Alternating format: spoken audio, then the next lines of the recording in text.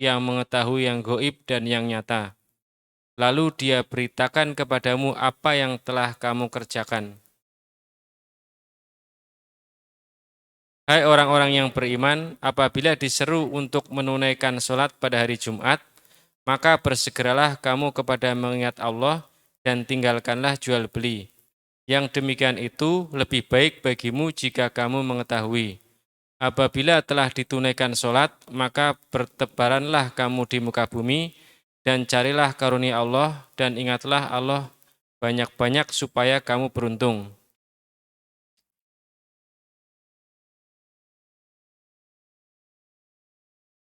Dan apabila mereka melihat perniagaan atau permainan, mereka bubar untuk menuju kepadanya. Dan mereka tinggalkan kamu sedang berdiri berkhutbah. Katakanlah, apa yang di sisi Allah adalah lebih baik daripada permainan dan perniagaan.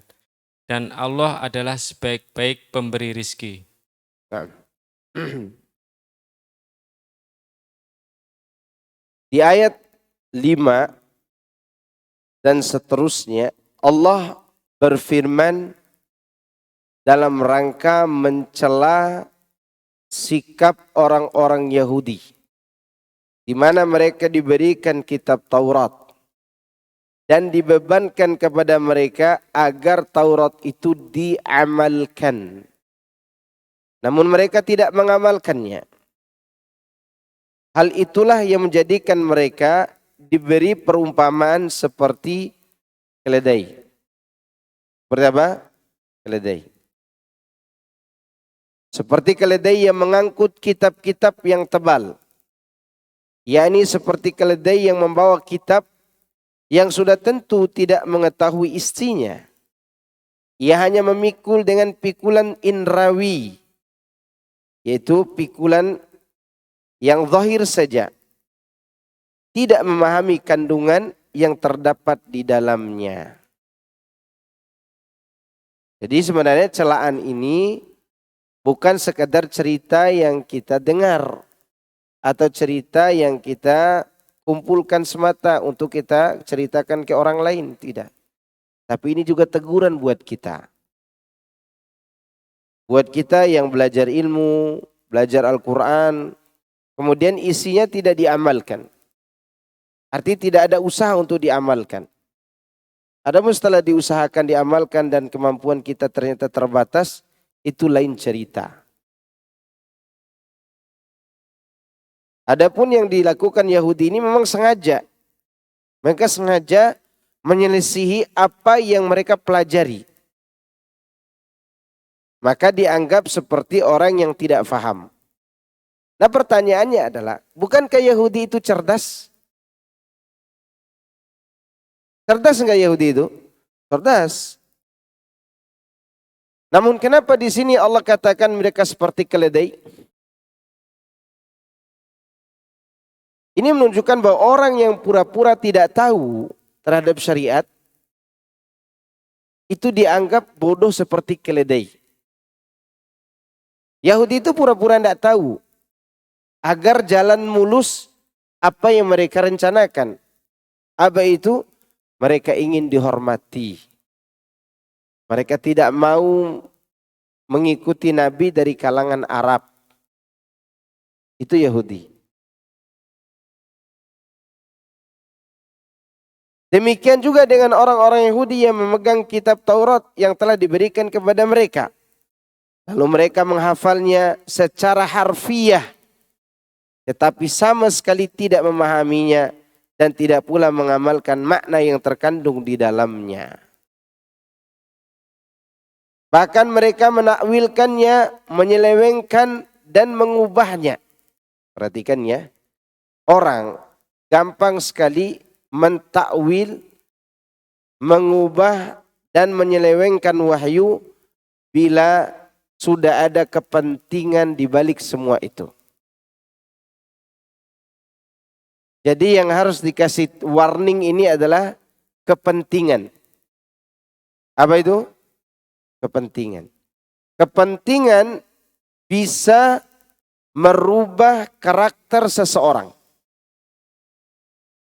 Yang tadinya dia taat beragama, tadinya dia mengajak kepada tauhid, tadinya mengajak kepada sunnah. Karena ada kepentingan, maka dia tinggalkan semua itu. Nah, inilah yang terjadi pada Yahudi. Sehingga mereka gampang menakwilkan, menyelewengkan, dan mengubahnya. Poin pertama yang membuat mereka seperti itu adalah kepentingan. Yang kedua, yaitu kebodohan dalam memahami istidlal. Apa istidlal? Cara menggunakan dalil. Kalau dalil gampang dihafal.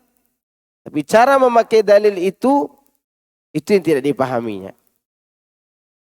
Kemudian yang ketiga yang membuat mereka melakukan pengubahan itu mengikuti hawa nafsu.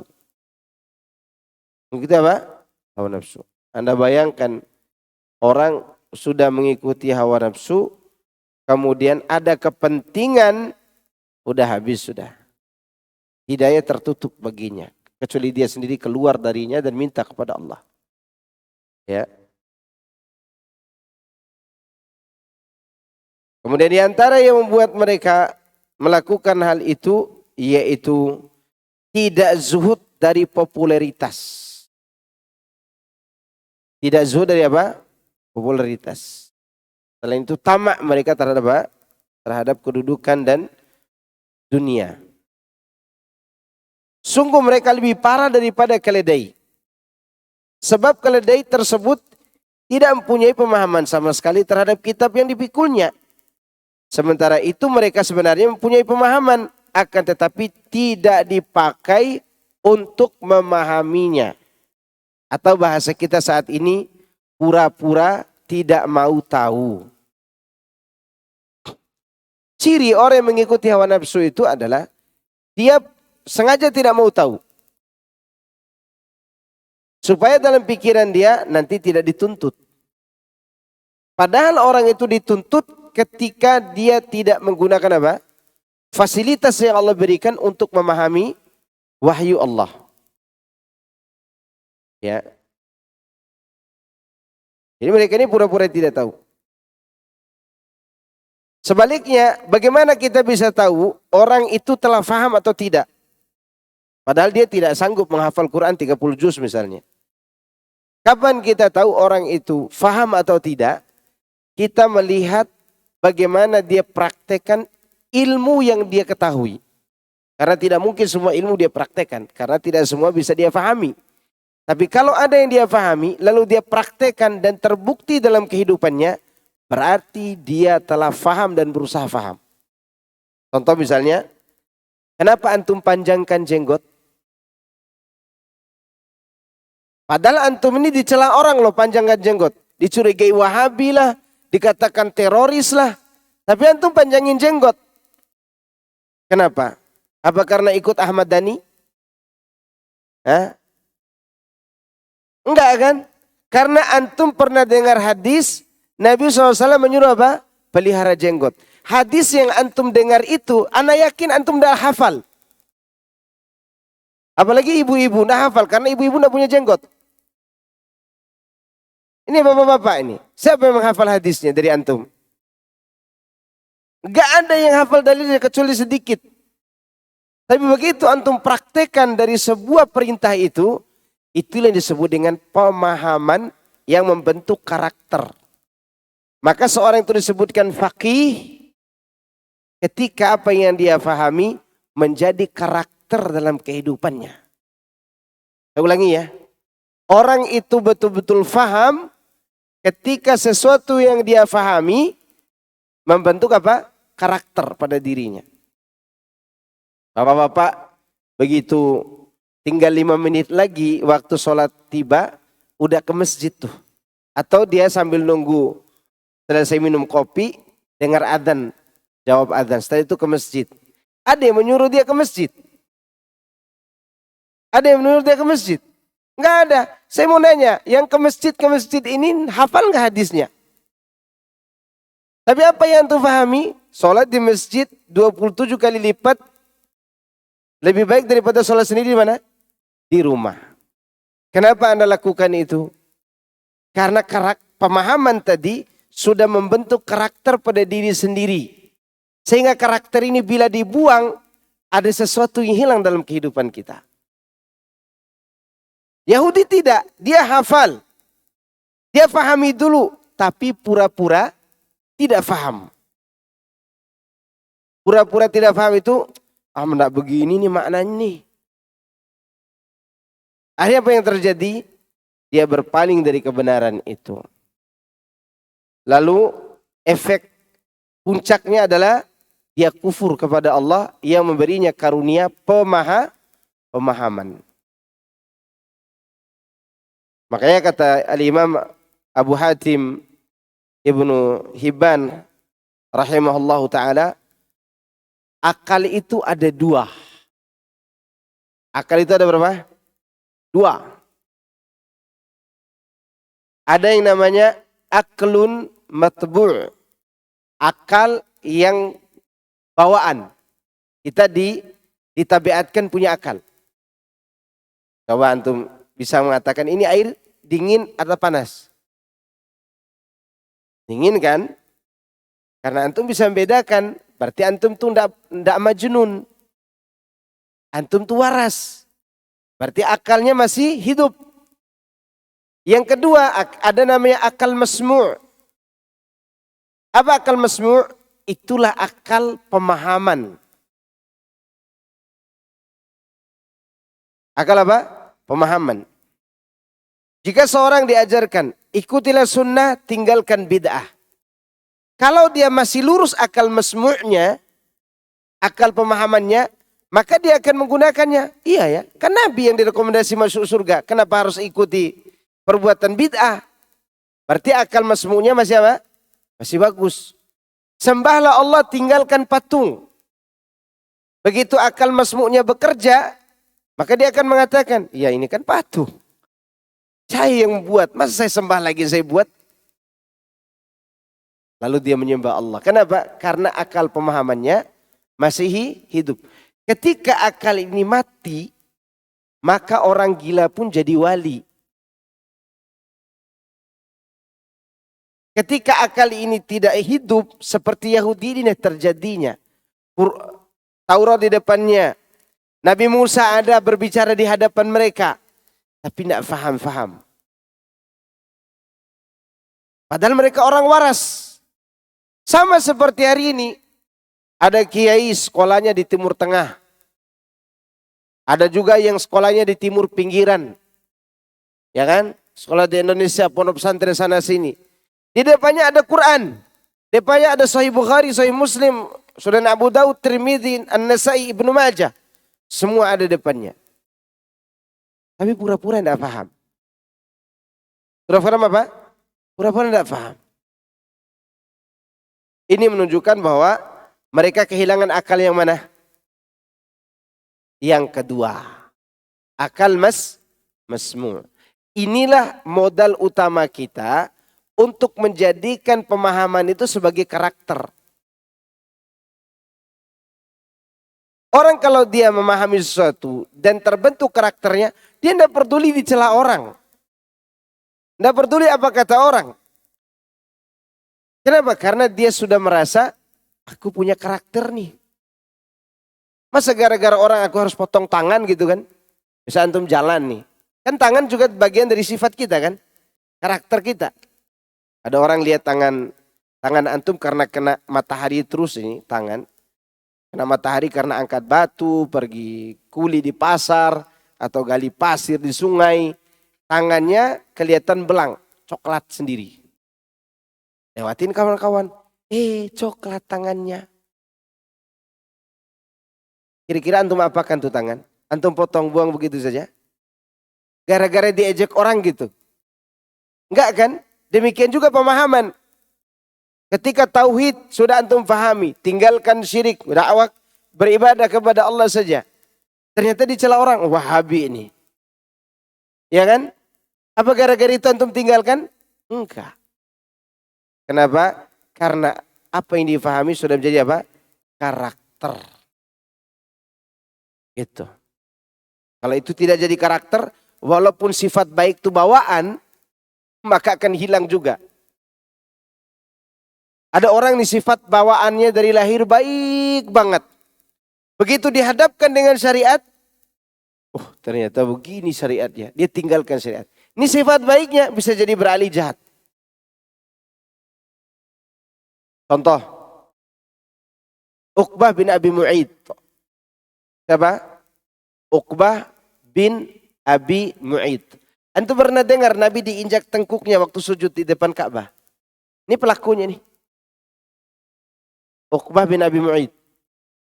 Yang paling kejam menindas Nabi di Ka'bah itu ini orangnya. Siapa namanya tadi? Uqbah bin Abi Mu'aid. Bagaimana sifat bawaan dia dari lahir? Dermawan, baik, suka kasih makan orang.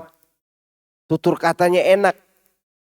Begitu dia diejek kawannya, kamu sudah ikut ajaran Muhammad ya? Enggak. Kemarin Muhammad cuma sekadar makan di rumah saya. Agar dia makan, saya akui agamanya yang benar. Lalu kata temannya, kalau kau belum mengikuti agama Muhammad, buktikan. Apa yang saya buktikan? Siksa Muhammad. Begitu lihat Nabi lagi sholat, dia injak tengkuk Nabi. Sampai Nabi tidak bisa bernapas. Lalu datang Fatimah yang mendorongnya. Mendorong siapa? Si laki-laki itu. Dan Fatimah waktu itu masih kecil. Masih gadis kecil. Begitu kondisi dan karakter orang itu, kalau tidak dibangun di atas pemahaman akal masmu', akal pemahaman yang benar, maka semua akan dia tolak. Bahkan yang sudah baik dari bawaan pun, kalau dia tidak paham agama dengan benar, dia akan menjadi penjahat suatu hari nanti. Saya pernah nanya ke antum, yang bubarin tidak jadi bangun masjid di masjid Imam Ahmad itu orang mana? Orang Kumaha itu damang. Kan begitu sebagiannya. Orang-orang yang lembut sikapnya. Orang Sunda, kan lembut orang Sunda. Tapi mereka yang menolak apa? Dibangun apa? Masjid. Kenapa demikian? Karena pemahamannya dirusak, karakter bawaannya ikut rusak. Nah itu tugas Yahudi. Bagaimana orang-orang baik bisa ikut rusak seperti mereka? Maka mereka pun tidak memanfaatkan pemahaman yang Allah berikan itu. Akal masmu' atau akal sehat.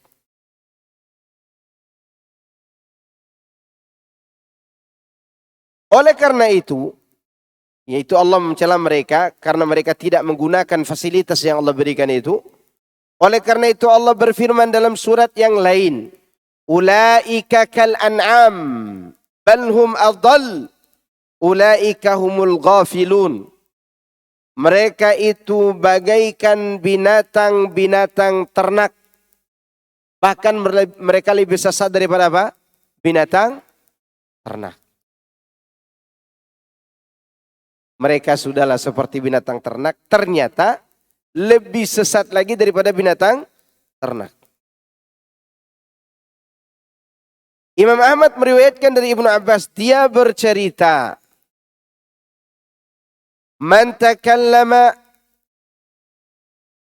takallama yawmal jumu'ati wal imamu yakhtub, fahuwa kamathalil himari yahmilu asfara, walladhi yaquluhu ansit, laisa lahu jumu'ah. Kata Nabi SAW, barang siapa yang bercakap-cakap, barang siapa yang berbincang-bincang di saat di hari Jumat sedang imam sedang berkhutbah, maka dia seperti keledai yang tengah membawa kitab yang tebal. Dan sungguh orang yang mengatakan kepada temannya yang ribut, diamlah kamu. Ya, dia berkata kepada orang lain demikian, maka tidak ada pahala Jumat yang sempurna dari sisi Allah baginya. Perhatikan ya. Ada orang ribut samping anak nih. Anak katakan, ente diam. Ternyata tidak ada pahala Jumat buat anak. Lalu bagaimana kalau anak yang ribut? Ngomongin ini, ngomongin itu di masjid, ajakin orang ngomong. Lebih parah dari itu. Seperti apa? Seperti keledai. Maka kalau imam lagi khutbah Jumat, yang lain jangan berbincang-bincang. Ya, jangan berbicara. Larang orang bicara aja tidak boleh, apalagi berbicara. Namun larang orang bicara ini, kapan bolehnya? Kapan boleh? Ketika imam yang suruh. Misalnya akhi Danos, ada anak kecil di sampingnya. Lagi ngobrol-ngobrol gitu. Imamnya ngomong, akhi Danos tolong itu dihentikan. Disuruh berhenti. Boleh nggak dia berbicara? Boleh. Karena disuruh siapa? Imam. Sedangkan yang ngobrol-ngobrol itu diperumpamakan seperti apa? Keledai. Keledai, dia dengar ceramah kita dari jam 6 tadi sampai jam 6 sore nanti, diceramahin, dia tidak pernah paham tentang apa yang kita ceramahin. Ya, itu keledai. Kemudian Allah berfirman selanjutnya, "Qul ya ayyuhalladzina hadu in za'amtum annakum awliya'u lillahi min dunin nas fatamannawul mauta in kuntum shadiqin."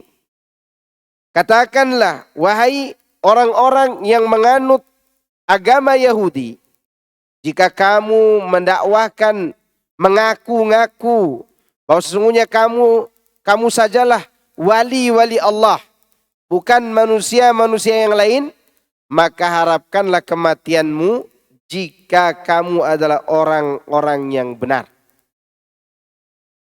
Maksudnya apabila kalian mengaku berada dalam petunjuk, sedangkan Muhammad dan para sahabatnya itu telah sesat, maka berdoalah supaya lekas mati di antara dua golongan yang ada. Lakukanlah jika anggapan kalian itu benar. Ana lihat di media sosial, ada yang mempraktekkan pemahaman ini. Itu salah seorang ustadz di Malaysia kalau salah itu. Yang diajak mubahala orang-orang Asy'ari yang menuduh bahwa dakwah-dakwah salafi ini mengajak kepada radikalisme. Kemudian diajak mubahala. Karena dari tadi tidak difahami apa yang saya jelaskan ini, maka kita sumpah serapah. Ada yang mau? Sumpah serapah itu saling melaknat, minta mati. Ya. Itu kata siapa itu? Kata ustadz kita yang ada di Malaysia. Karena memang di Malaysia lebih parah penolakannya daripada di sini. Di Malaysia itu tidak boleh isi kajian di masjid kita. Karena ada fitnah-fitnah tadi dari tokoh-tokoh agama. Mungkin dia termotivasi daripada pemahaman ini. Kalau kita di Indonesia bukan tidak berani mubahalah, kasihan orang yang dimubahalain. Tujuan kita apa? Mengajak, bukan membuat orang mati terlaknat, bukan. Tapi mungkin beliau sudah tidak bisa lagi menjelaskan. Mereka masih menuduh bahwa kita ini calon-calon pencetus teroris misalnya. Dengan ahli ilmunya beliau bermubahalah. Dari sini Allah mengajak Yahudi yang mengaku-ngaku kami wali Allah. Coba kalian harapkan mati. Supaya cepat bertemu dengan Allah yang kalian klaim sebagai walinya. Sedangkan Muhammad dan para sahabat itu salah.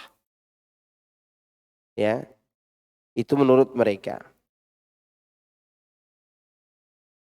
Wala yatamannawnahu abadan bima qaddamat aydihim. Mereka tidak akan mengharapkan kematian itu selama-lamanya disebabkan kejahatan yang telah mereka perbuat dengan tangan mereka sendiri. Tidak mengharap mati di sini, tidak mengharap mati di dunia. Di mana? Di dunia. Tapi di akhirat mereka harap apa? Kalau sudah akhirat, baru mereka mengharap mati. Kata mereka dalam neraka, ya Malik, liyaqdi alaina rabbuk. Hei malaikat Malik. Siapa Malik tuh? Penjaga neraka. Sejak Allah tugaskan dia untuk menjaga neraka, tidak pernah sekalipun dia tersenyum. Apa kata penduduk neraka? Ya Malik, liyaqdi alaina rabbuk. Wahai Malik, Katakan kepada Tuhanmu, biar kami mati saja. Ada mati enggak di sana? La yamutu fiha wala yahya. Jadi mereka tidak mengharap mati ini di dunia. Justru akhirat nanti mereka berharap apa? Mati. Sebagian mengatakan wa yaqulul kafiru ya laitani kuntu turaba. Orang kafir mengatakan, aduhai, alangkah indahnya hidup. Kiranya aku menjadi tanah saja. Kata siapa tuh? Orang kafir. Kenapa dia katakan begitu? Sudah lewat tafsir surat An-Naba'nya. Murojaah. Ada yang bisa jawab enggak? Kalau ada yang bisa jawab dari antum, saya kasih kopi ini.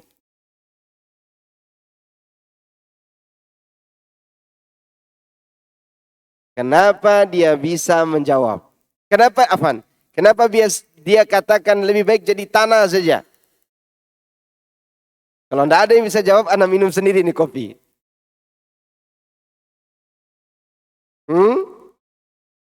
Karena waktu itu binatang-binatang jadi apa? Tanah. Dan mereka ingin seperti itu.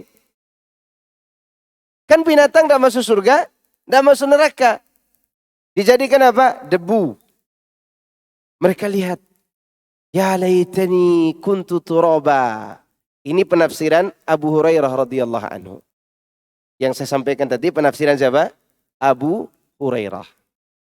Ya, karena memang ada hadisnya bahwa binatang-binatang itu menjadi apa?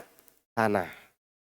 Lalu Abu Hurairah menafsirkan perkataan tadi, ya laitani kuntu turaba, yaitu karena mereka melihat binatang-binatang itu menjadi apa? Tanah. Namun di dunia tidak akan mereka harap mati itu.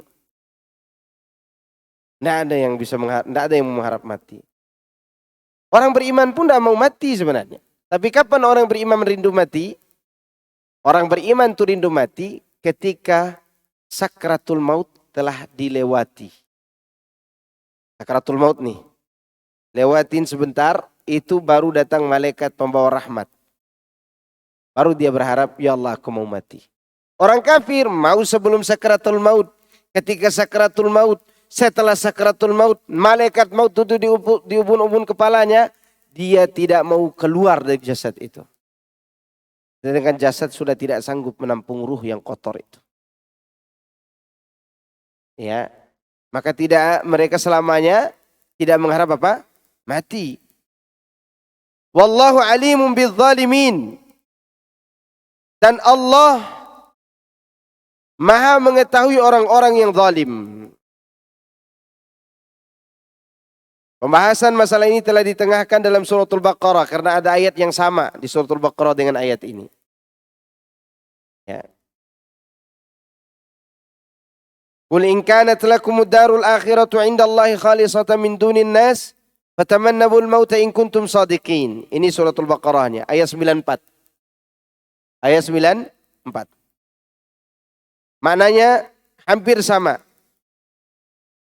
Katakanlah jika kamu menganggap bahwa kampung akhirat yang bernama surga itu khusus untuk kamu saja di sisi Allah, bukan untuk yang lain, maka harapkanlah kematian jika kamu orang yang benar. Ya. Kemudian sebagaimana mubahalah. Ini mubahalah ya. Tadi dikatakan sebagai apa? Sebagaimana mubahalah dengan orang-orang Nasrani. Juga telah dikemukakan dalam surat Ali Imran. Surat Ali Imran belum kita baca kan? Baru selesai Al-Baqarah, langsung ke juz amma waktu itu. Oke, nanti suatu hari semoga Allah berikan kita semua umur yang panjang dan diberkahi. Biar kita belajar semua isi Al-Quran ini insyaAllah. Kita hanya berharap demikian. Berharap panjang umur dalam keberkahan. Karena mengharapkan muda kembali tidak mungkin. Ya, ada kata orang pasang gigi palsu kembali muda lagi. Hayalan namanya itu. Gak ada orang kembali muda lagi. Berhayallah untuk diberikan umur yang diberkahi biar kita selesai membaca semua apa yang kita harapkan dan kita butuhkan dari kitab tafsir ini. Taib. Ini sebagaimana mubahalah. Yaitu mubahalanya Nabi SAW dengan orang Nasrani. Dan ini sudah dikemukakan pada surah Ali Imran. Di mana Allah berfirman, "Faman hajjaka fihi min ba'di ma ja'aka minal ilmi faqul ta'alu nad'u abna'ana wa abna'akum wa nisa'ana wa nisa'akum wa anfusana wa anfusakum thumma nabtahil fanaj'al la'natallahi 'alal kadhibin." Siapa yang membantahmu tentang kisah Nabi Isa itu, sesudah datang ilmu yang meyakinkanmu, maka katakanlah kepada orang yang menantang tersebut atau membantah tersebut, mari kita memanggil anak-anak kami, anak-anak kalian, istri-istri kami, istri-istri kalian, diri kami dan diri kalian. Kemudian marilah kita bermubahalah kepada Allah. Sumpah mati.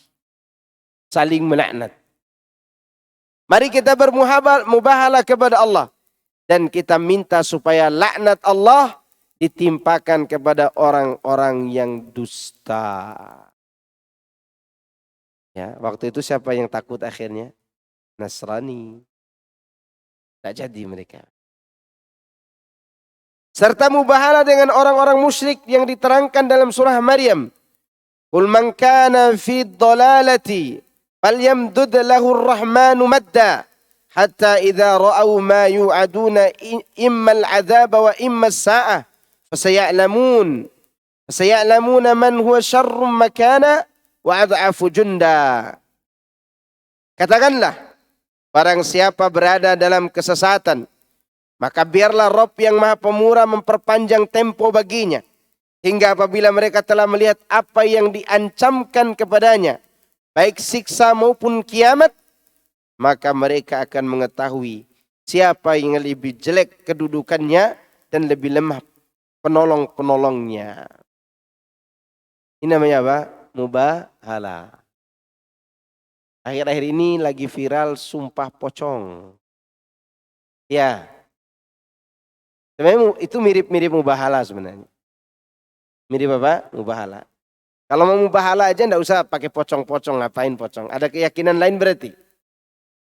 Apa efek daripada sumpah pocong itu dari keyakinan orang-orang? Ini ada orang Sunda, siapa yang tahu? Tolong jelaskan. Yang Anda tahu, ya sumpah pocong pakai pocong. Ya. Apa efeknya? Jadi pocong gitu setelah meninggal.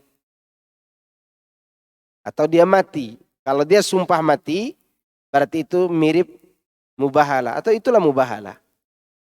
Itu disebut dengan apa? Mubahalah. Imam Ahmad meriwayatkan dari Ibnu Abbas, dia bertutur, Abu Jahal semoga Allah melaknatnya. Abu Jahal mengatakan, kalau aku melihat Muhammad ada di dekat Ka'bah, pastilah aku akan mendatanginya dan menginjak lehernya. Kata siapa? Abu Jahal. Hingga kemudian Rasulullah SAW lanjut.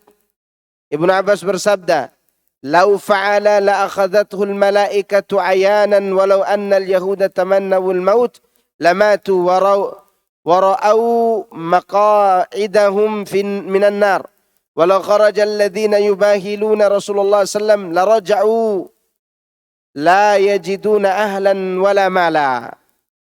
Ini Ibnu Abbas mengatakan dari Rasulullah SAW, beliau mengatakan, andai saja Abu Jahal berani melakukan hal itu ingin menginjak leher saya, pastilah dia ditindak oleh para malaikat secara terang-terangan.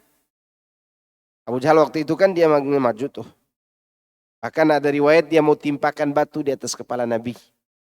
Tiba-tiba di depannya ada makhluk besar. Itulah malaikat Jibril alaihissalam.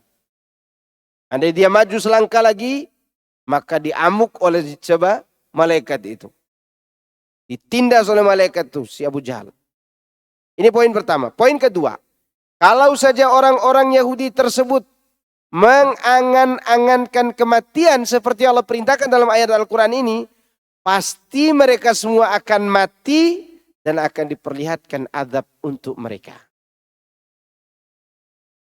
Kemudian yang ketiga, kalau saja orang-orang Nasrani yang mengajak mubahala dengan Nabi itu, ya orang-orang yang bermubahala dengan Rasulullah tersebut, kalau sekiranya mereka keluar, maka ketika mereka pulang ke rumahnya, mereka tidak akan melihat lagi keluarga dan harta yang mereka miliki. Ini namanya apa? Mubahalah. Sumpah serapah bahasa kita itu. Sumpah apa? Serapah. Nah, sekarang anda mau nanya, serapah itu apa artinya? Mungkin itu yang disebut dengan laknat. Disebut dengan apa? Laknat.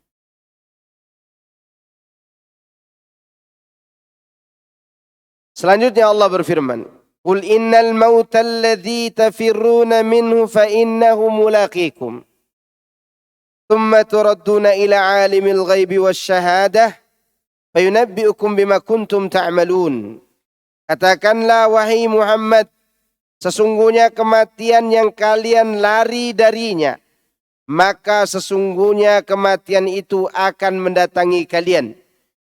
Kemudian kalian akan dikembalikan kepada Allah yang mengetahui yang gaib dan yang nyata. Lalu Dia beritakan kepadamu apa yang telah kamu kerjakan. Ya, banyak orang yang lari dari kematian. Berusaha dia lari dari kematian. Ya, ternyata kematian tetap mendatanginya. Karena Allah katakan, "Ainama takunu yudrikkumul mautu walau kuntum fi burujim musyayyadah." Seandainya dimanapun kamu berada, pastilah akan dijemput oleh kematian itu. Meskipun kamu berada di balik tembok-tembok yang kokoh.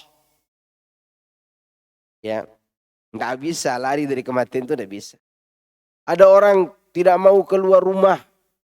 Karena kalau keluar rumah kena debu, kena virus, kena bakteri. Supaya dia bisa panjang umur. Di dalam rumahnya mati juga. Kenapa? Nggak ada logistik. Nggak makan kan, nggak keluar kerja. Ya enggak? Mati tetap datang. Sebagaimana rezeki akan tetap kita habiskan, mati tetap akan mendatangi kita. Siapapun orangnya pasti mati. Hatta malaikat maut pun pasti mati. Siapa yang bertugas mencabut nyawa atas izin Allah? Malakul maut. Itu julukannya. Malaikat pencabut nyawa. Mati juga enggak? Mati. Ketika tiupan sangkakala pertama, 8 malaikat pemikul arasy, Jibril, malaikat maut, Israfil, belum mati itu. Setelah itu Allah izinkan untuk semuanya dimatikan oleh malaikat maut. Terakhir kali yang belum mati siapa? Malaikat maut. Dan dia diperintahkan untuk mencabut nyawanya sendiri atas izin Allah. Iya. Bagaimana dengan kita? Itu malaikat maut. Tugasnya setiap hari mencabut nyawa. Akhirnya mati juga. Maka kematian adalah merupakan nasihat terbaik untuk kita. Apa-apa yang kita ingin lakukan dari maksiat, ingat apa? Mati. Kita akan mati. Kalau kita sudah melakukan maksiat, ingat apa? Mati, agar kita taubat kepada Allah. Kalau ada kefuturan tidak mau melakukan sholat, ingat mati. Karena mati adalah nasihat terbaik. Jika mati tidak lagi bisa menasihati seseorang, maka itu hati lebih busuk daripada bangkai yang sudah mati. Contoh, penggali kubur itu tidak sholat. Penggali kubur itu apa? Tidak sholat. Sedangkan kematian adalah nasihat terbaik. Ada nggak penggali kubur tidak sholat? Banyak. Berarti hati si penggali kubur lebih mati daripada orang yang dia kuburkan.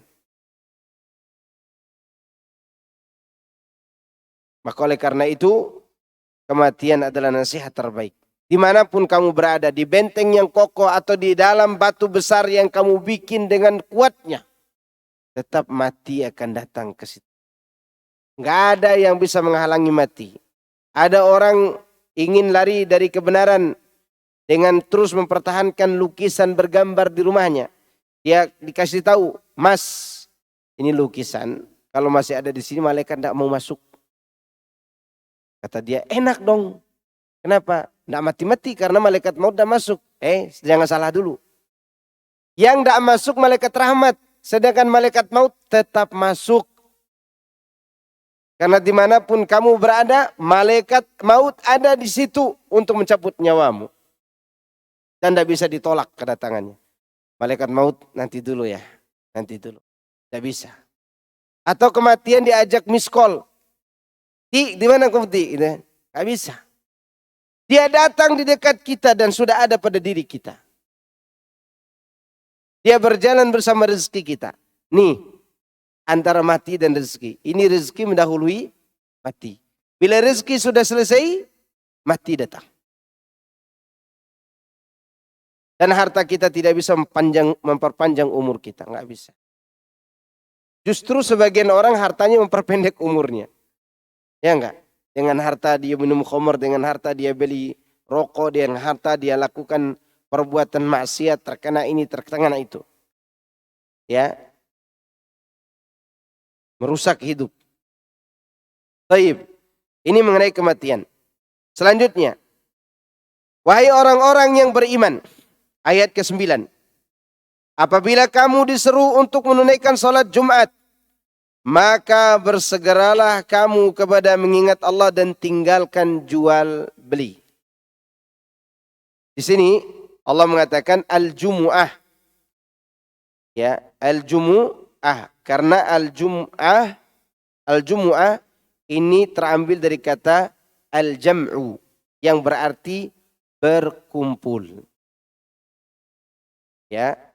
Karena para pemeluk Islam berkumpul pada hari itu sekali dalam sepekan. Ini terjemahan sekali dalam seminggu dirubah sekali sepekan. Ya. Di tempat-tempat peribadatan sakral. Kenapa saya rubah sekali seminggu? Karena sepekan itu dalam hitungan kita Jumat ke Jumat. Bukan minggu ke minggu. Jumat ke Jumat.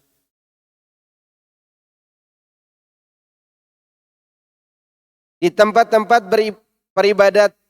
peribadahan sakral. Ya. Hari tersebut adalah hari ke-6. Manakala dia menyempurnakan penciptaan semua makhluknya. Pada hari itu pula Adam diciptakan. Dimasukkan ke dalam surga. Dikeluarkan dari surga. Dan juga terjadinya hari kiamat. Pada hari itu terdapat satu waktu yang apabila seorang berdoa sesuatu kebaikan kepada Allah, pasti Allah akan memberikan kebaikan padanya. Sebagaimana hal itu ditegaskan dalam hadis-hadis yang sahih. Menurut bahasa Arab kuno, hari Jumat dikenal dengan nama hari Arubah. Ya. Jadi di hari itu berbagai kejadian mulia dan besar terjadi. Adam diciptakan hari Jumat. Keluar dari surga hari Jumat. Ya kan? Hari kiamat terjadi hari Jumat.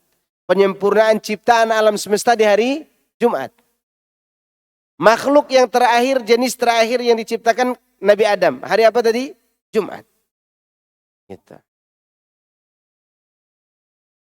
Telah ditetapkan pula bahwasanya umat-umat sebelum kita telah diperintahkan untuk melaksanakan ibadah pada hari tertentu tersebut. Akan tetapi mereka lebih memilih kesesatan. Jadi dulu pernah ditawarkan hari Jumat itu kepada Yahudi.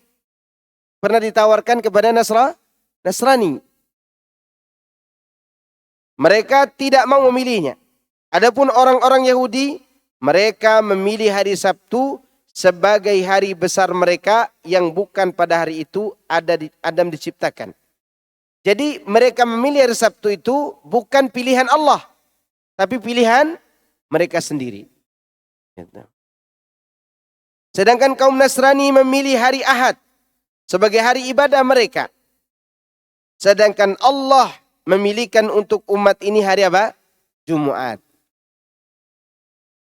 Yang pada hari itulah dia menyempurnakan penciptaan makhluk. Sebagaimana diriwayatkan oleh Imam Bukhari dan Muslim dari hadis Abdul Razzaq, dari Ma'mar, dari Hammam bin Munabbih. Dia mengutarakan, inilah yang kami pernah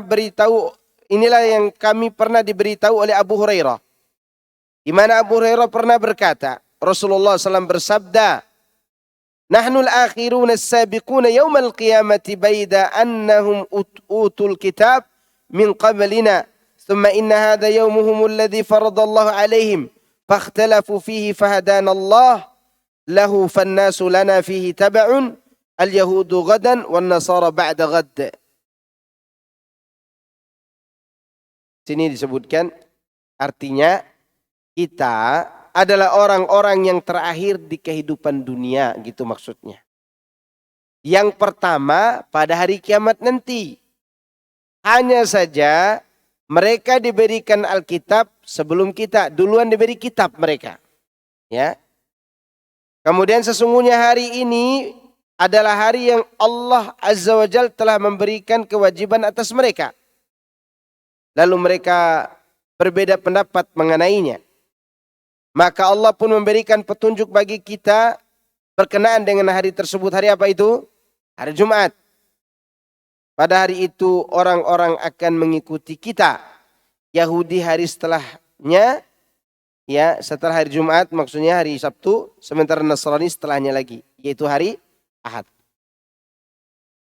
Disebutkan dalam riwayat yang lain, Rasulullah SAW mengatakan, riwayat Bukhari juga, Adallallahu anil jum'ati man kana qablana. Fakana lil yahudi yaumus sabt. Wa kana lin nasara yaumul ahad. Faja'a Allahu bina. Fahadana lil yaumil jum'ah. Fakadhalika hum taba'un lana yaumal qiyamah. Nahnu al-akhiruna min ahli dunya. Al-awwaluna yaumal qiyamah. Masih riwayat yang semakna dengan ini. Kata Nabi SAW. Allah menjauhkan Yahudi, menjauhkan orang-orang yang diberikan kitab sebelum kita ini dari hari Jumat. Allah sesatkan mereka dari hari Jumat. Karena mereka tidak mau sendiri. Jadi Allah sesatkan mereka dari apa? Hari Jumat. Yahudi memilih hari Sabtu. Nasrani memilih hari Ahad. Ketika Allah datangkan kita, Allah beri petunjuk kepada kita untuk beribadah di hari apa? Jumat. Demikian nanti di hari kiamat, mereka akan menjadi pengikut kita. Betul kata Nabi, kita ini umat terakhir yang datang di kehidupan dunia. Tapi kita yang pertama kali nanti di yaumul qiyamah. Pertama kali dia apa? Dibangkitkan, dihisab, melewati sirat, yang ditakdirkan masuk surga duluan. Sebelum umat Nabi Musa dan Nabi Isa dan seterusnya. Gitu. Itu kelebihan umat Muhammad SAW dengan hari Jumat. Makanya orang yang meninggalkan Jumat rugi.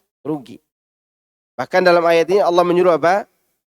Fas'au ila dzikrillahi wa dzarul bai'. Segera ingat Allah, tinggalkan jual beli.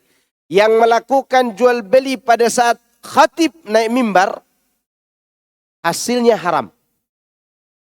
Haram hukumnya. Kenapa?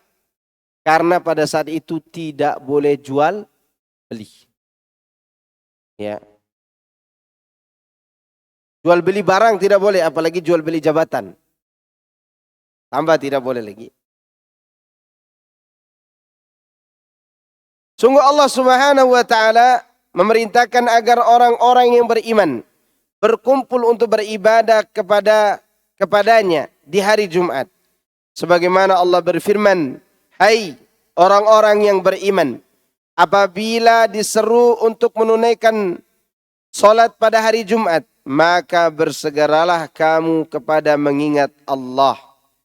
Maksudnya, berangkatlah kalian, niatkanlah dan perhatikanlah selama perjalanan kalian menuju ke sana. Ya. Kata as-sa'yu dari kalimat fas'au bukan berarti jalan cepat, bukan. Tetapi memberikan perhatian kepada hari Jumat itu. dengan cara mendatangi masjid. Bukan cepat-cepat jalan, bukan begitu. Ya, itu namanya olimpiade namanya. Jalan biasa aja, santai. Jalan yang tenang sampai ke masjid. Kecuali dia khotibnya. Ya, ternyata khotib ya bukan kesiangan, dia sebenarnya tidak kesiangan. Dia lagi belajar, dia lihat jam, masih jam 11 nih. Ternyata dia lupa mendekati jam 12, dia belum mandi junub. Mandilah dulu dia. Ya, jangan antum kira ini pengalaman anak, enggak. Ini contoh saja. Ya. Maka gara-gara itu dia harus cepat-cepat. Nah, itu lain cerita tuh. Lain cerita. Asalkan ketika dia khutbah, lurus aja dia khutbah. Ya, enggak ingat yang lain. Kenapa harus tenang? Agar kita khusyuk ke masjid. Ya, kalimat fas'au di sini bukan lari cepat, bukan. Tetapi jalan memberi perhatian kepada sholat Jumat. Sebagaimana Allah berfirman, wa man aradal akhirata wa sa'alaha sa'yaha wa huwa mu'min. Dan barang siapa yang menginginkan kehidupan akhirat dan dia berusaha ke arah itu dengan bersungguh-sungguh sedang dia ada dalam keadaan beriman. Di sini kalimatnya wasa'a. Sa'a itu memberi perhatian. Umar bin Khattab dan juga Ibnu Abbas pernah membaca ayat tersebut dengan bacaan famdu ila dzikrillah. Ini cara baca yang lain. Fas'au dengan apa? Famdu. Sedangkan berjalan dengan tergesa-gesa menuju sholat itu dilarang. Jadi bukan berarti di sini fas'au itu tergesa-gesa, enggak. Enggak boleh tergesa-gesa menuju apa? Sholat. Sebagaimana Nabi SAW bersabda dalam Sahih Bukhari dan Muslim. Idza sami'tumul iqamata famshu ila salati. Alaikumus sakinatu wal waqaru. Wala tusri'u. Fama adraktum fasallu. Wa ma fatakum fa'atimmu. Jika kalian telah mendengar iqamat, perjalanlah untuk mengerjakan solat dengan tenang. Jangan kalian tergesa-gesa. Solat yang kalian dapati, kerjakanlah. Dan sebagian rakaat solat yang tertinggal, maka sempurnakanlah di akhir. Itu jalan yang tenang ke masjid. Kemudian masih berkaitan dengan fas'au ila dzikrillah. Qatadah mengatakan, artinya hendaklah engkau berjalan dengan kekhusyuan hati dan keseriusan amalanmu. Yakni berjalan menuju kepadanya. Sebagaimana Qatadah menafsirkan ayat yang lain, falamma balagha ma'ahu sa'ya. Maka tatkala anak itu sampai pada umur sanggup berusaha bersama-sama Ibrahim. Jadi sa'ya itu usaha. Usaha. Disunahkan pula pada setiap orang yang akan berangkat menunaikan sholat Jumat untuk mandi terlebih dahulu. Nah, berarti Ibnu Katsir ini memilih mandi Jumat itu hukumnya sunnah. Sunnah muakkadah. Maka di sini beliau katakan disunnahkan. Karena ada pendapat lain mandi hari Jumat wajib. Nanti kita jelaskan. Anda bacakan dulu hadisnya. Nabi SAW bersabda, "Idza jaa ahadukumul jumu'ata falyaghtasil." Jika salah seorang di antara kalian akan berangkat sholat Jumat, maka hendaklah dia mandi. Masih menurut riwayat Bukhari dan Muslim, Nabi mengatakan, "Ghuslu yaumil jumu'ati wajibun ala kulli muhtalim." Mandi pada hari Jumat wajib bagi setiap orang yang bermimpi basah, dalam kurung balik, yang sudah baligh. Ya. Disebutkan dalam riwayat yang lain, haqqullahi ala kulli muslim an yaktasil fi kulli sab'ati ayyam, yaktasil ra'suhu wa jasaduhu.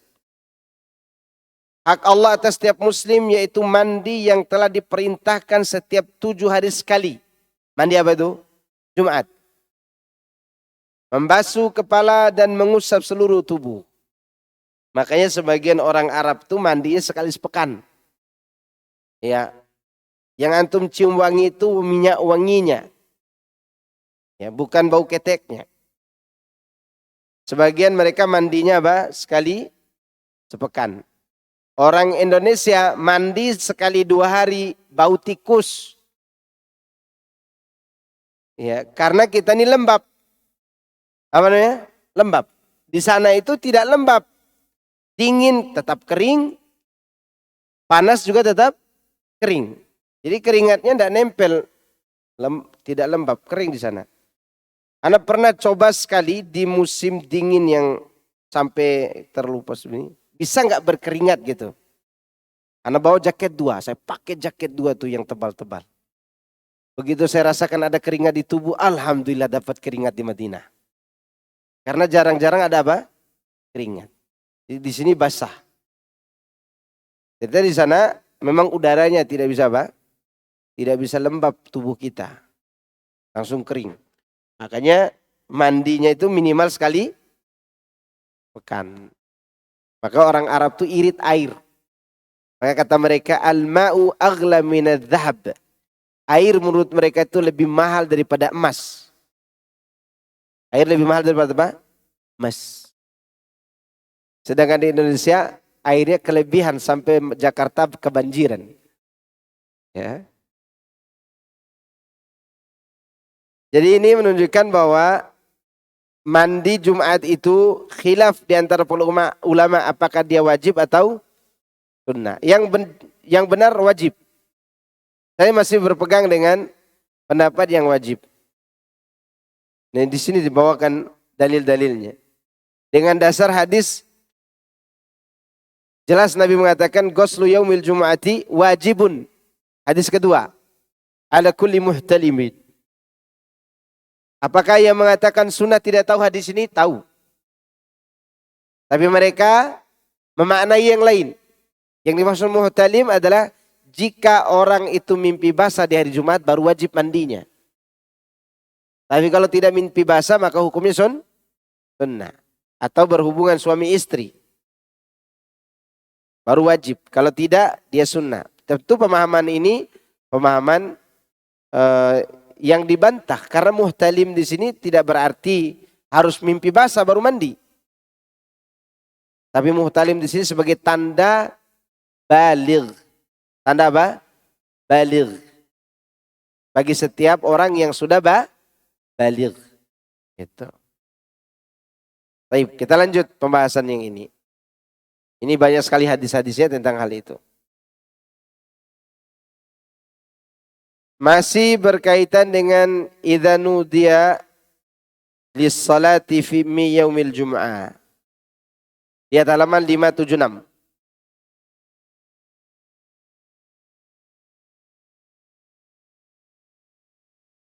Ya. Ini halaman berikut sebelumnya itu berkaitan dengan apa? Keutamaan Jumat ya. Di 574 dulu. Lihat 574 tentang keutamaan orang yang mendatangi masjid pertama kali. Man iktasala yaumal jumu'ati ghuslal janabati thumma raha fi sa'atil ula faka'annama qarraba badanah wa man raha fi sa'atil thaniyah faka'annama qarraba baqarah wa man raha fi sa'atil thalithah faka'annama qarraba kabshan aqran wa man raha fi sa'ati ar-rabi'ah faka'annama qarraba dajajatan ومن راح في الساعة الخامسة فكأنما قرب بيضة فإذا خرج الإمام حضرت الملائكة يستمعون الذكرى. Barang siapa yang mandi pada hari Jumat layaknya dia mandi junub ya, kemudian dia pergi pada awal waktu, di waktu awal. Orang ini seakan-akan dia berkurban dengan onta. Kapan awal waktunya? Bukan, masih sepi masjid nih jam 10. Nunggu lagi jam 11 masih sepi. Biar saya pertama kali yang datang nih. Tapi pertama kali datang jam 11. Ya. Ini berarti bukan waktu awal. Waktu awal itu mulai pagi. Ya mulai selesai sholat subuh. Ya. Diperkirakan saja berapa jam kemudian. Ya, Anda belum tahu secara rinci waktunya itu. Tapi permulaan ke masjidnya setelah apa? Selesai sholat subuh. Atau waktu pagi. Adapun jam 11 bukan waktu awal itu. Bisa saja itu waktu setengah akhir. Siapa yang datang di waktu awal seakan-akan dia berkorban apa? Onta. Dan siapa yang datang di waktu yang kedua seakan-akan dia berkorban seekor sapi. Siapa yang datang di waktu ketiga seakan-akan dia berkorban seekor kambing yang bertanduk. Dan bagi yang pergi pada waktu keempat seakan-akan berkorban seekor ayam. Dan yang datang di waktu terakhir kelima, dia seakan-akan berkorban dengan sebutir telur. Sebutir apa? Telur. Kalau imam sudah hadir, maka malaikat pun mendengarkan zikir. Artinya malaikat tidak catat lagi orang yang datang belakangan. Maka yang datang setelah imam duduk di atas mimbar, tidak masuk catatan para malaikat. Gitu. Ini keutamaan datang cepat ke masjid. Sebagian orang sengaja nih, nunggu dulu. Nanti kalau sudah terdengar pengumuman uang kas masjid sekian, baru dia datang. Ya. Bahkan imam sudah mau selesai khutbah baru dia datang. Ini sebenarnya kekeliruan. Kemudian hadis-hadis berikutnya mengenai adab ke masjid. Seperti bersiwak, kemudian pakai pakaian yang bagus, kemudian pakai wangi-wangian. Itu yang dibahas setelahnya.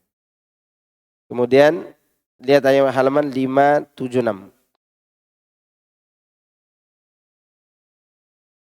Apabila diseru untuk menunaikan sholat Jumat, yang dimaksud dengan seruan ini adalah seruan kedua yang dilakukan di hadapan Rasulullah SAW jika beliau telah berangkat dari rumah dan naik mimbar. Pada saat itulah dikumandangkan azan di hadapan beliau. Ya. Dan itulah yang dimaksud. Adapun azan pertama yang ditambah oleh Amirul Mukminin Utsman bin Affan, maka demikian itu karena banyaknya jumlah manusia. Kan di zaman Utsman ada berapa azan? 2 kali. Nah, azan yang pertama ini belum menutup buku catatan malaikat. Sebagaimana yang diriwayatkan Imam Bukhari bahwa Utsman melakukan azan berapa kali? 2 kali. Tapi azannya Utsman itu jeda waktunya jauh. Dan lagian azannya waktu itu di mana? Di pasar. Jadi orang-orang pasar lagi dagang, ramai, takut mereka lalai. Ya, beberapa saat sebelum Jumat diazankan di sana. Ya mungkin sekarang sudah tidak azan di pasar itu karena toa masjid bisa memberi kabar. Nah, seharusnya bukan 5 menit sebelum azan kedua azannya. Tapi 1 jam atau setengah jam sebelum itu. Dan Anda perhatikan yang melakukan ini di mana ya waktu itu ya? Ada tempat di mana subhanallah ya? Oh di sana. Di Jakarta Timur. Di mana azan pertamanya jeda waktunya jauh dari azan kedua. Sampai orang situ kalau salah 1 jam deh. Atau setengah jam sebelum azan kedua. Sampai orang-orang geleng-geleng kepala, ini aliran mana lagi ini? Kemudian sang moderator menjelaskan sebelum saya naik mimbar. Tadi ada yang aneh mungkin bagi bapak-bapak.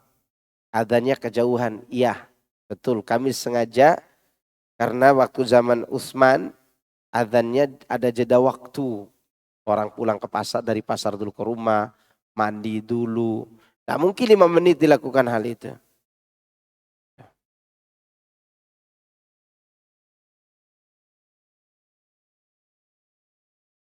Dan pada zaman Utsman bin Affan pada waktu jumlah jamaah semakin banyak, maka dia menambahkan suara azan kedua di atas zaura, yakni mengumandangkan azan di atas rumah yang disebut dengan zaura. Sementara rumah itu adalah bangunan paling tinggi yang berdekatan dengan masjid. Ini azan keduanya ya.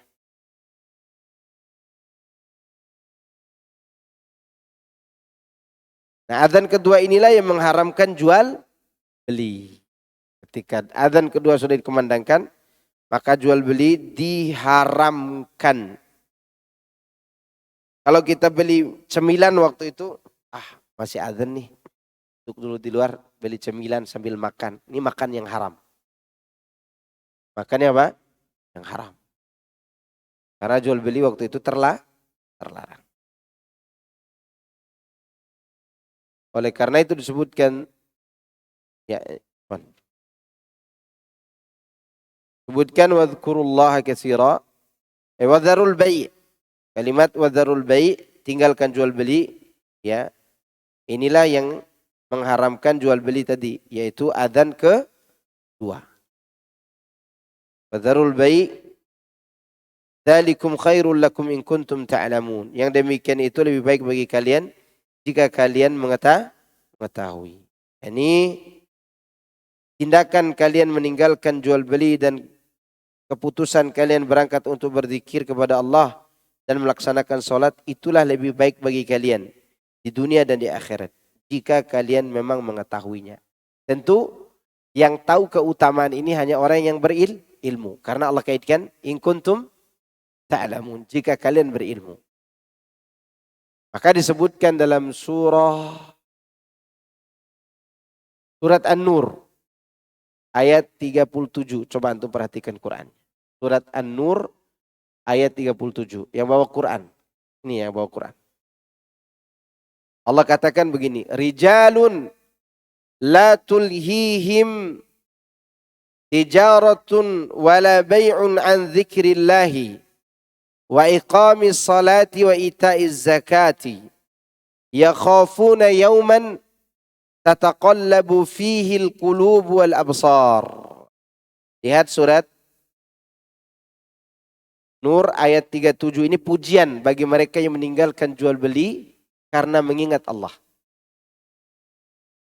Allah katakan, orang-orang yang tidak dilalaikan oleh perdagangan dan jual beli dari mengingat Allah. Mereka melaksanakan salat dan menunaikan zakat. Mereka takut kepada hari ketika hati dan penglihatan menjadi guncang pada hari kiamat nanti.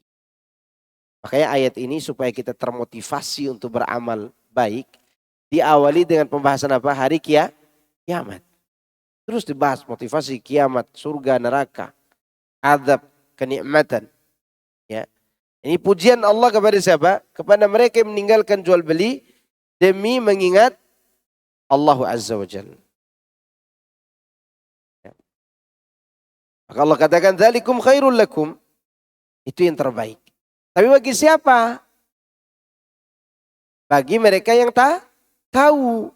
Bagi mereka yang berilmu. Maka terjadi di zaman tabi'in. Dilihat oleh seorang tabi'in yang mulia, saya lupa namanya. Ada orang-orang begitu dengar adzan sholat zuhur. Ada pelanggan datang. Dibiarkan, ditutup tokonya. Berangkat mereka ke masjid. Kata tabi'in yang mulia itu, orang seperti inilah yang Allah puji dalam surat An-Nur ayat 37 itu. Meninggalkan jual beli demi mengingat Allah. Kemudian selanjutnya, faida qudiyatis salatu. Kalau sudah selesai salat, maka bertebaranlah di muka bumi. Carilah karunia Allah itu. Ketika Allah melarang mereka berjual beli setelah mendengar suara azan, dan Allah memerintahkan mereka untuk berkumpul di masjid-masjid, tetapi sungguh Dia mengizinkan mereka sesudah selesai menunaikan salat untuk bertebaran di muka bumi. Dengan kata lain, mereka boleh kembali mencari karunia Allah. Silakan, yang penting sudah ibadah. Tapi ingat nih, wadhkurullaha katsira. Disuruh cari dunia, tapi juga disuruh apa? Mengingat Allah. La'allakum tuflihun, agar kalian beruntung. Yani saat kalian sedang jual beli dan pada saat kalian mengambil dan memberi, hendaklah berzikir kepada Allah sebanyak-banyaknya dan jangan sampai kesibukan dunia melupakan kalian dari hal-hal yang bermanfaat untuk kehidupan akhirat. Oleh karenanya kalau masuk pasar apa doanya? Doanya nih. Pasar itu seburuk-buruk tempat, tapi bila baca doa ini maka dapat keutamaan yang sangat besar. Kata Nabi, man dakhala suqan minal aswaqi faqala la ilaha illallah wahdahu la syarika lah, lahul mulku wa lahul hamdu wa huwa ala kulli syai'in qadir, kutiba lahu alfi hasanah wa maha anhu alfi sayyi'ah. Barang siapa masuk ke salah satu pasar, kemudian dia mengucapkan la ilaha illallah wahdahu la syarika lah, tidak ada ilah yang berhak diibadahi dengan benar selain Allah yang Maha Esa. Tidak ada sekutu baginya. Baginya kerajaan. Baginya segala puji. Dan dia Maha berkuasa atas segala sesuatu. Maka orang yang mengucapkan itu, kata Nabi, maka Allah akan mencatat baginya 1.000.000 kebaikan. Berapa? 1.000.000 kebaikan. Dan menghapus darinya 1.000.000 keburukan. Ya, ada yang sudah hitung kesalahannya 1.000.000? 1.000.000 keburukan, 1.000.000 kebaikan. 1.000.000 kebaikan diberikan, 1.000.000 keburukan dihapus.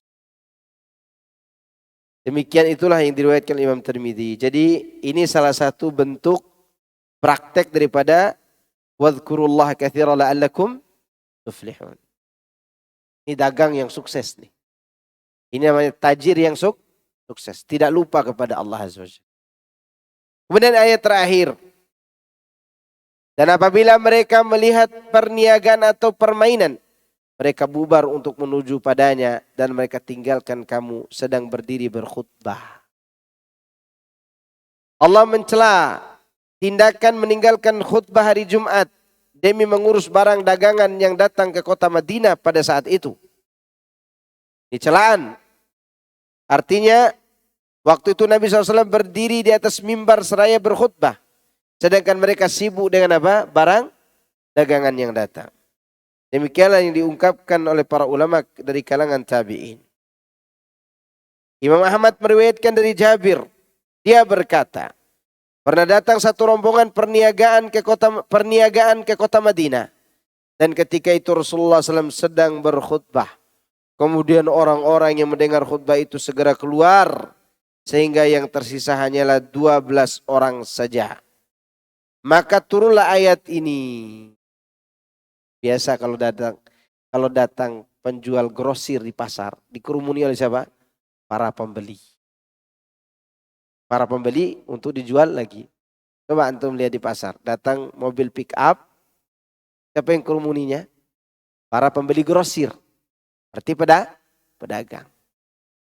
Mereka semua keluar dari masjid untuk mengerumuni barang-barang yang datang itu. Dan tinggal 12 orang. Ya. Ini menurut perkataan dalam riwayat Al-Imam Ahmad. Sehingga turunlah ayat ini. Wa idza ra'u tijaratan ila akhiril ayah. Ya. Wa tarakuka qa'ima. Di sini terdapat dalil menunjukkan bahwa imam itu berkhutbah pada hari Jumat dalam keadaan berdiri. Imam itu khutbahnya apa? Berdiri.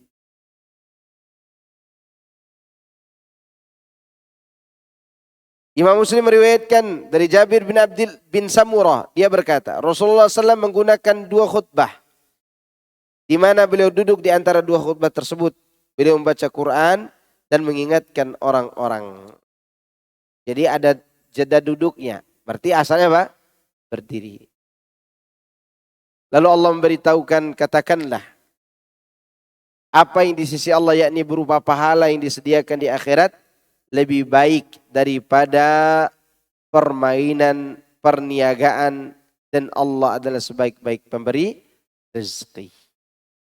Yakni bagi orang-orang yang bertawakal kepadanya dan mencari rezeki pada waktu yang telah ditetapkan.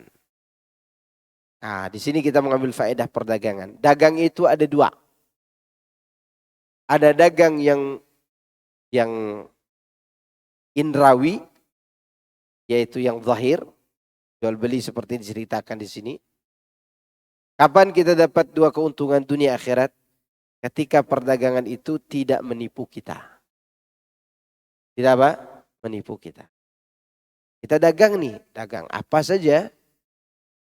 Lalu kita tidak begitu tertipu dengan dia, kita tinggalkan aja. Ketika waktu sholat, ya sholat. Dan itu tidak semua orang bisa lakukan. Tidak semua orang bisa lakukan. Kecuali orang-orang yang mencari keuntungan akhirat. Ini keuntungannya double. Bisa keuntungan dapat hasil dagangannya tadi. Dan dia mendapat pahala akhirat. Perdagangan yang kedua yaitu berdagang yang bersifat maknawi. Itu ketaatan kita lakukan ini, kita sedang berjual beli dengan Allah. Dan Allah memberi balasan daripada barang dagangan kita ini lebih daripada apa yang kita lakukan. Ya, itu beda dengan dagang biasa. Dagang biasa ya kita jual 50.000 dibayar apa? 10.000. Kecuali ada orang baik yang mau bayar lebih gitu kan. Sedangkan Allah pasti dia bayar lebih. Lebih daripada apa yang kita usahakan.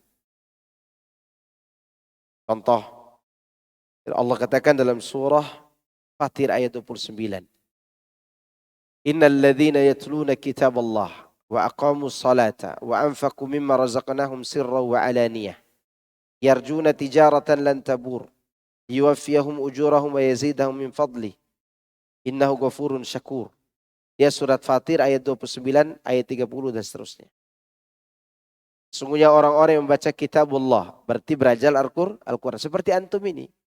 Lagi belajar Al-Quran. Lagi belajar agama.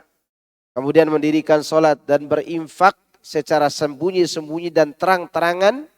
Dengan harapan mendapat bagian perniagaan yang tidak bangkrut. Bagaimana bentuk tidak bangkrutnya? Supaya Allah membalas perbuatan mereka pada hari kiamat dengan sempurna. Dan Allah tambah lagi dari karunia-Nya. Jadi sudahlah dibalas, tambah lagi. Senang gak kalau ada orang beli barang dagangan antum di atas harga yang antum tetapkan? Senang gak? Senang. Ada orang kayak gitu ada. Saya pernah dagang kambing. Saya dagang kambing nih, dagang kambing. Orang jual kambing itu harga ini 3 juta. Ana jual 2,5 juta. Kalau yang 2 juta menurut orang ada jual 1,8 juta. Ada orang kaya datang beli kambing kepada Ana. Berapa ekor? Saya katakan ini 1,8 juta ya. Yang ini 2 juta, yang ini 2,5. Nanti yang rawat siapa? Ya udah itu semua dengan rawat-rawatnya itu. Ya. Apa dia katakan? Udah. Kalau begitu yang 2 juta, yang 1,8 juta saya bayar 2 juta. Yang 2 juta saya bayar 2,5 juta. Yang ini 3 juta. Kira-kira gembira nggak anak waktu itu? Gembira. Mungkin pada saat saya jual beli sama dia itu ada nilai tambah. Apa itu? Itu dia melihat senyuman saya. Dia hanya saja tidak ngomong, Ustadz, senyuman Ustadz itu tidak manis. Tetapi kayak nanas. Walaupun tidak manis tapi menyegarkan gitu. Dibayar pula sama dia. Ini lebih, senang sekali itu. Lalu bagaimana kalau antum? Kalau kita semua ini diberi pahala melebihi dari bacaan-bacaan Quran kita. Dan yang memberi siapa? Allah Azza wa Jalla. Dan itu adalah merupakan kebaikan Allah.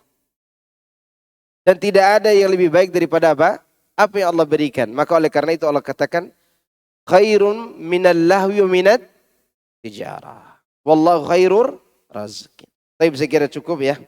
Itu bisa Anda sampaikan. Semoga Allah memberi kita kebaikan dunia dan akhirat. Semoga Allah memberikan kita pemahaman agama yang benar. Dan semoga kita istiqamah di atas agama ini sampai kita diwafatkan Allah di tengah-tengah zaman yang penuh dengan fitnah, syubhat dan syahwat ini. Assalamualaikum warahmatullahi Waalaikumsalam wabarakatuh, warahmatullahi Pak wabarakatuh. Ustadz. Tadi mengenai keutamaan kita datang ke masjid sebelum azan. Iya, Nah, bagaimana kalau yang 2 azan, Pak Ustadz? Kan azan pertama udah kelewat, terus datang azan yang kedua. Gimana keutamaan? masih Apakah dapat masih keutamaan. termasuk? Masih. Makasih. Kan Assalamualaikum. yang dilarang jual beli itu azan kedua. Azan pertama masih boleh, jual jengkol boleh. Jual apa boleh. Kalau masih ada yang belum, cemilan yang belum dimakan, beli dulu enggak apa-apa. Tapi sebaiknya segera ke masjid. Ini ada bapak yang sana.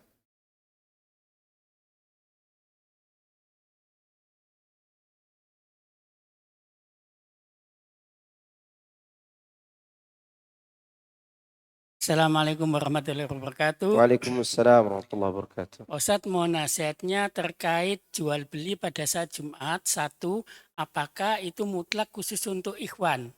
Bagaimana dengan akhwat? Bagaimana Kemudian, dengan akhwat? Wallahu a'lam, saya belum membacanya. Saya tidak berani jawab yang itu. Jazakallah khairan atas pertanyaan ini. Kasih PR ke Ana berarti ini. Oke, barakallah. kemudian terkait jual beli tadi, di luar jual beli, apakah ibu-ibu yang memasak itu kan bukan jual beli? Itu termasuk dalam kaitan ini hajat nun? Enggak. Ibu-ibu tidak wajib Jumat kan? Iya, berarti memasak segala nggak masalah ya? Enggak masalah. Hatur nuhun Pak Ustadz. Assalamualaikum Sama-sama, warahmatullahi wabarakatuh. sami-sami. Ya. Itu bisa bahasa Sunda saya itu. Oke. Bolehkah akhwat ikut Jumatan? Ntar yang ini dulu. Kalau safar di hari Jumat gimana? Yang terbaik bagi musafir dari Jumat, dia pilih sholat zuhur. Dia pilih sholat zuhur, itu yang terbaik. Tapi dia jika punya kesempatan untuk pergi Jumat, tidak terlarang juga. Namun pertanyaan berikutnya adalah, apakah boleh menjamak qashar sholat Jumat dengan sholat asar? Khilaf para ulama tentang itu. Ada pendapat pertengahan dari kalangan ulama kita. Jika sholat Jumatnya dilakukan di waktu zuhur, maka dia boleh menjamak qashar. Karena waktu Jumat itu menurut sebagian para ulama ada 3 waktu. Boleh dilakukan di waktu duha, boleh dilakukan setelah zuhur menjelang asar, dan sering dilakukannya pada waktu zuhur. Ya kan? Ya, jika satu kampung mengatakan sholat Jumat hari ini waktunya jam 10 misalnya. Maka orang-orang akan mengatakan pasti DKM-nya Wahabi. Ya kan? Oleh karena itu jangan melakukan yang itu. Nah, jika antum ingin menjamak qashar, maka sholat Jumatnya yang dilakukan seperti sekarang ini. Itu pendapat yang paling pertengahan. Insya Allah. Walaupun sebagian mereka mengatakan tidak sama Jumat dengan zuhur. Tidak sama Jumat dengan apa? Maka lebih aman lagi antum memilih sholat zuhur, tidak ikut Jumatan. Supaya bisa jamak dengan apa? Asarnya. Apalagi antum dalam kondisi sangat butuh menjamak. Ustaz, bolehkah akhwat ikut Jumatan, sholat Jumat, tapi dengan pasti menjaga aurat dan lainnya, seperti tidak berharum-harum dan lainnya? Boleh, tidak masalah. Tidak masalah, boleh. Karena tidak wajibnya perempuan sholat Jumat bukan berarti tidak boleh, tapi boleh. Namun masalahnya dalam masjid-masjid sekarang, setiap Jumat tidak ada tempat buat akhwat. Karena penuh dengan laki-laki semuanya. Di hari Jumat saja. Di waktu subuh ya lagi tidur di rumahnya. Sholat di rumah mereka.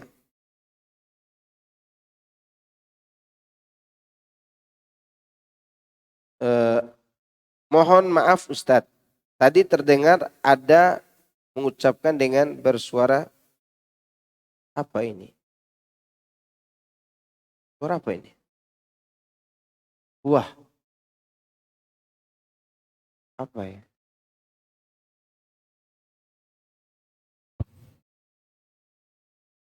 Mungkin jazakallah khairan kalau apa ya?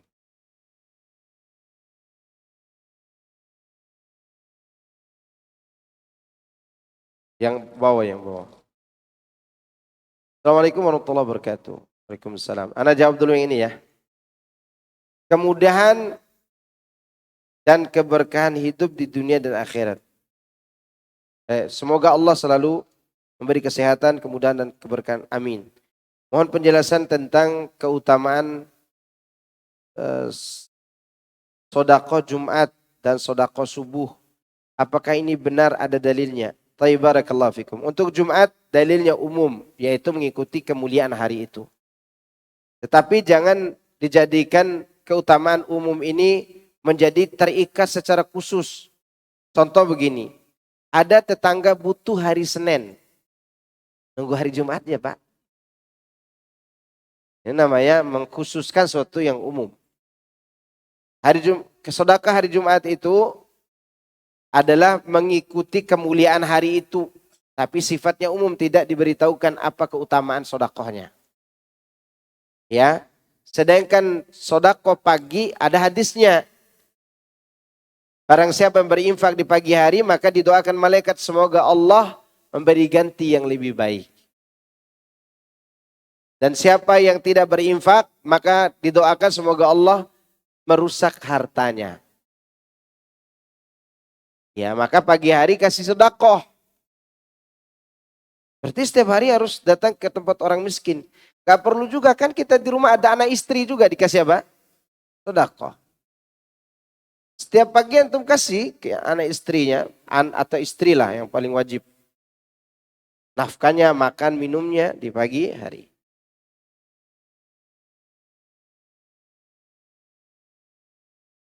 Tapi ibu-ibu yang masak berarti sedekahnya balik dong. Dapat pahala juga dia.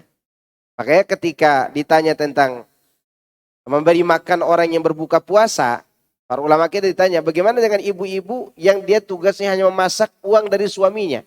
Dan nanti masakannya dimakan oleh suaminya yang berpuasa. Apakah si istri dapat pahala memberi makan orang puasa? Dapat. Dapat. Sama seperti tadi. Nah apa itu Pak? Pak Asroni? Sudah dibaca? Mohon maaf Ustadz, tadi terdengar ada yang menguap dengan suara wah gitu. Oh, bukankah dilarang karena itu adalah kebiasaan setan? Mohon untuk diingatkan. Taib, barakallahu fikum. Jazakallah khairan atas ingatannya.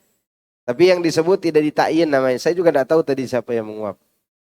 Tapi menguap itu betul kata Nabi SAW. Ya, apabila seorang at-tasa'ubu minasyaitan. Tasa'ub itu menguap dari syaitan. Fa idza tasa'aba ahadukum, apabila salah seorang di antara kamu menguap, maka tahan semampunya. Tahan apa? Semampunya. Ditahan. Fa idza qala ahadukum gitu, dhahika syaitan. Setan tertawa. Ya. Maka ditahan. Kalau ditahan gitu, apa? Atau ditahan sampai keluar air mata gitu. Jadi yang menjadi patokannya adalah tidak ditahan atau ditahan. Nanti teman-teman yang menguap mohon dijaga uapnya. Demikian juga dalam sholat. Kadang ada orang dalam sholat subuh lagi. Imamnya baca. Waladdallin. Amin. Semua lagi tenang tuh, masih tenang. Hari Jumat lagi ini. Alif Lam Mim. Tanzilul kitab la raiba fihi min rabbil alamin. Di belakang udah paham nih. 3 halaman. Ya, 3 halaman. Itu dia. Supaya menunjukkan ngantuk orang di belakang Ustadz gitu kan. Ditahan. Jangan. Nanti mengganggu konsentrasi imam. Nanti imam bisa lupa surat apa? As-Sajadahnya. Nanti yang teringatnya surat An-Nas saja nanti. Untuk mengusir syaitan tadi. Qul a'udzu birabbin nas, malikin nas. Ya. Maka ditahan. Kasihan imam. Imamnya sensitif. Orang yang paling sensitif waktu sholat siapa? Imam. Imam tuh antum lagi baca bismillah di belakang, lagi baca Fatihah dikit, kedengaran oleh dia, itu mengganggu konsentrasi. Dan orang yang paling tinggi konsentrasi dari semua orang sholat ini imam. Imam. Karena konsentrasi dia pada bacaannya, kekhusyuannya, dan ketenangan makmumnya. Nabi SAW dengar anak kecil menangis di shaf ibu-ibu, sampai beliau pendekkan apa? Bacaannya. Berarti kedengaran enggak? Kedengaran. Maka kasihan imam, jangan menguap besar-besar, nanti tersinggung dia. Ya, tersinggung. Apalagi imamnya tadi subuh baru saja bertengkar sama istri jadi imam lagi. Oke, cukup ya? Pak, ya Pak. Sebentar. Silakan. Assalamualaikum warahmatullahi wabarakatuh. Ini saya pernah dengar Pak, benar atau apa ada keterangan hadisnya apa tidak? Apabila ini khusus untuk orang-orang yang beriman, yang sholat, tekuk, kemudian dia meninggal hari Jumat atau malam Jumat. Naam. Ada yang bilang kalau meninggal hari Jumat atau malam Jumat, bagi orang yang beribadah, bebas siksa kubur. Betul apa tidak? Itu apa hadisnya? Baik, barakallahu fikum. Nah, nanti baca kitab Kubur yang Menanti. Ada kitab kecil, Kubur yang Menanti. Itu murah harganya. Itu dijelaskan semua tanda-tanda husnul khatimah. Husnul khatimah, Ya, tanda-tanda husnul khatimah termasuk itu disebutkan. Kemudian Pak, ini kadang-kadang di masjid kita ini juga, yang dulu itu kalau khotib sedang bicara, itu keropak masih jalan terus. Jangan dijalanin. Bahkan pengurus merebutnya juga kadang-kadang ngedar-ngedarin keluar. Iya. Itu pernah Pak Ustadz yang dari mana itu yang udah tua, dia menjelaskan waktu sholat Jumat sebagai khotib, dia udah jelaskan. Tidak mengurangi nilai ibadah. Iya. Mengurangi nilai ibadah ya, betul. apabila khotib sudah naik mimbar, tutup segala kegiatan, jangankan yang lain, zikir aja nggak boleh. Nggak boleh. Zikir baca Terus Quran. itu tasbih aja nggak boleh. Nggak boleh. Apalagi ngedarkan keropak. Iya, keropak. Jangan. Mohon Pak. Itu benar apa kata Ustaz tuh. Harusnya diikutin. Kapan dijalankan keropak itu? Sebelum khutbah. Sebenarnya ini udah bagus nih. Yang ada di pinggir nih. Ini bagus. Iya, ini bagus nih. Sangat bagus. Apalagi ada QRIS-nya. Tinggal yang datang QRIS. Kadang-kadang ini ada yang kurang ngerti, udah dikasih tahu begitu juga sama khotib itu. Luar-luar keropak masih diedarkan. Nah itu berarti dia tidak faham. Dia baru mengerti. Mohon ke pengurus masjid Yasmin, Pak Zahroni menegur yang nanti. Mungkin beliau sudah menegur cuma tidak didengar. Sama Pak Samson juga ini. Saya perhatikan itu Pak. Barakallahu fikum. Sekian, terima kasih. Assalamualaikum warahmatullahi wabarakatuh. Waalaikumsalam. Sedikit Nah, ini terakhir. Ya, ini kalau kita habis sholat Jumat itu saat badiannya saat 2 apa 4 saat sholatnya, sholat sunnahnya. Sholat sunat. Iya. 4, 2. Oh 4 ya. Iya, 2. Soalnya saya lihat kalau habis sholat Jumat tuh 2 pada pulang semua saat itu. Gak apa-apa, dia berarti milih 2 aja. Berarti boleh juga 2 boleh, 2 di rumahnya boleh. 2 di sini boleh, 2 di rumah juga boleh. Harus 4 ya. Iya. Cukup ya. Subhanakallahumma bihamdika. Asyhadu an la ilaha illa anta astaghfiruka wa atubu ilaik. Assalamualaikum warahmatullahi wabarakatuh.